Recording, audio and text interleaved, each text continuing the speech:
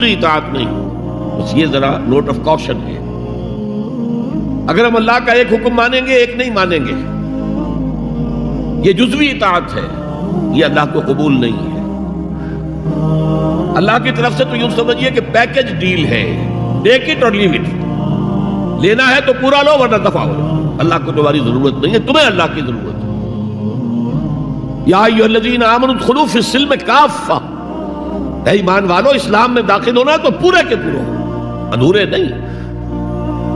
اور سورہ بقرہ کی آیت نمبر 85 کے اندر تو جو وعید آئی ہے، افتؤمنون ببعض الکتاب وتکفرون ببعض، کیا تم ہماری کتاب ہماری شریعت کے کچھ حصے کو مانتے ہو اور کچھ کو رد کرتے ہو؟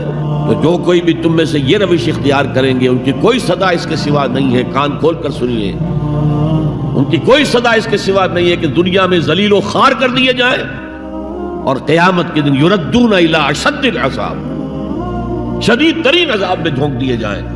وما اللہ بغافل عما تعملون، اللہ غافل نہیں ہے، بے خبر نہیں ہے، لا علم نہیں ہے اس سے کہ جو تم کر رہے ہو. تم اپنی داڑھیوں کے طول سے اللہ کو دھوکہ نہیں دے سکتے.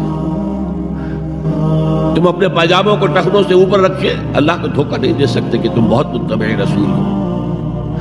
تم اپنے عمروں اور حجوں سے اللہ کو دھوکہ نہیں دے سکتے. اللہ کو معلوم ہے کہ حرام کی کمائی سے حج کیا ہے تم نے، حرام کی کمائی سے عمرہ کیا ہے.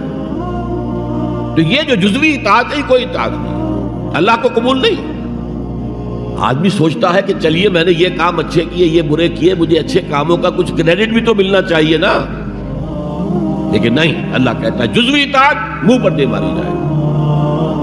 اور جو دنیا کی سزا ہے وہ تو ہم اپنی آنکھوں سے دیکھ رہے ہیں.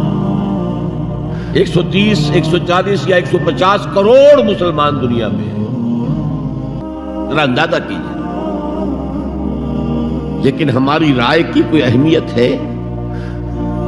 بین الاقوامی معاملات میں کوئی ہم سے مشورہ لیتا ہے کیا؟ آپ کا کیا خیال ہے؟ کس نمی پرست کے بھیا کیستی، ایسے بھی ملک تھے کہنا چاہیے، اب تو ان کا حال بدلا ہے.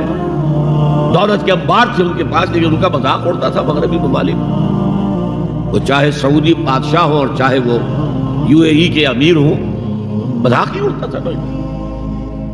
کوئی حیثیت نہیں.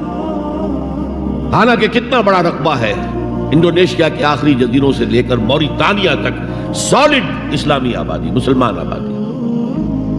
آپ کہیں گے کہ یہ بھارت جو ہے اس میں تو اکثریت تو نہیں ہے، لیکن 15 کروڑ یا 18 کروڑ تو آدمی یہاں موجود ہیں. لیکن کوئی عزت، کوئی حیثیت دنیاوی بین الاقوامی سطح پر. بہرحال یہاں بھی ہیں لوگ، کھاتے پیتے لوگ ہیں، ان کی اپنی کچھ عزت ہے اپنے معاشرے کے اندر.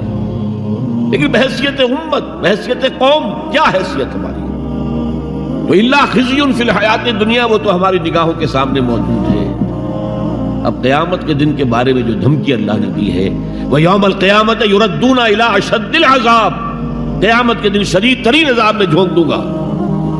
اس پر اللہ سے معافی طلب کی جا سکتی ہے، دعا ہی کی جا سکتی ہے، اللہ ہم پر رحم فرمائیے. یہ میں نے آپ کے سامنے رکھا ہے فارمولہ، اللہ کی اطاعت جمع اللہ کی محبت.